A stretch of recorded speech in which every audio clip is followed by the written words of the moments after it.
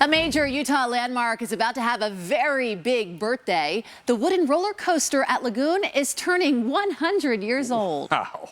It is the 7th oldest roller coaster in the world and 4th oldest in the United States. Wow. Fox 13's Todd Tanner has a look at its history, what it takes to keep it going, and why its color has changed.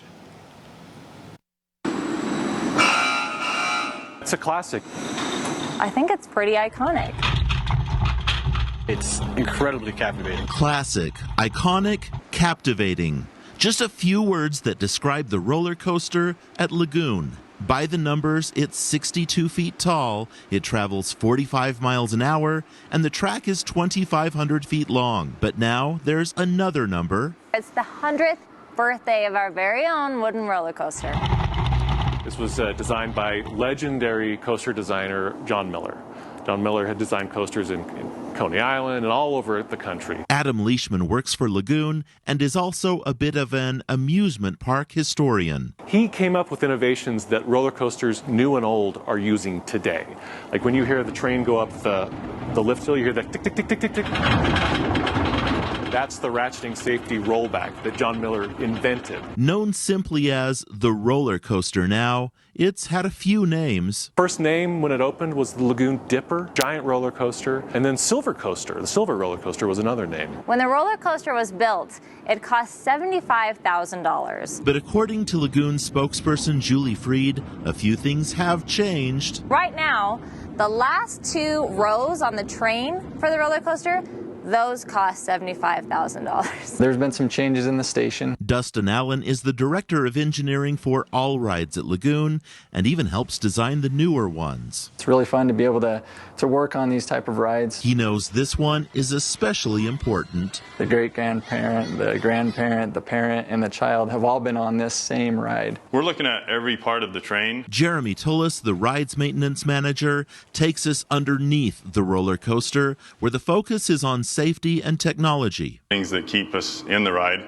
are under that box. It's also where peculiar pieces of safety equipment are stored. They're shaped like a person sitting in the seat so that the restraint will hold them in. Fill them up with water, 150 pounds of water, so roughly probably 19 gallons. The dummies ride the coaster each year before we do. After all, these are like waking a sleeping giant in the springtime. We try to get our job done before the public shows up. Jake King's job is head carpenter on a coaster where reconstruction never stops. We're on here all year long. While the hills and thrills are in all the same spots as 1921, the wood that supports them is constantly swapped out, which is also why the roller coaster has turned from white to a natural brown over the last decade or so. The white paint isn't a necessity anymore. We use a treated lumber now versus back then they used to paint it to preserve it. Then there's the walk. Jake, what are you looking for when you walk this track every day?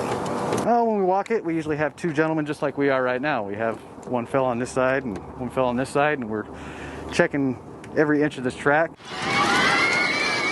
For riders, wooden coasters have more movement than their more modern counterparts made of steel. Despite how creaky, how much it shakes, how much it wobbles, it's not going anywhere. It survived floods, fires, earthquakes, and it's still standing. The fire of 1953 was the biggest threat to the roller coaster. It was actually an electrical fire. That's what started it. It destroyed the station and the first lift hill, a devastating setback to Lagoon, which only had a few rides at the time, not long after Julie Freed's grandfather, Peter, bought the park. I remember him telling the story of the fire in 1953.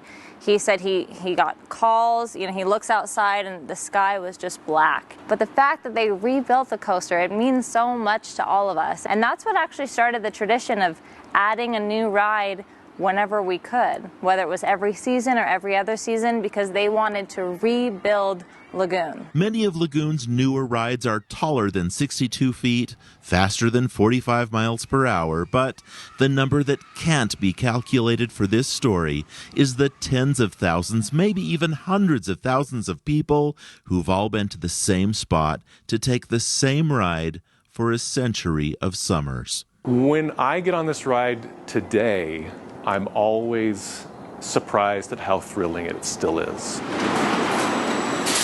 Todd Tanner, Fox 13 News, Utah.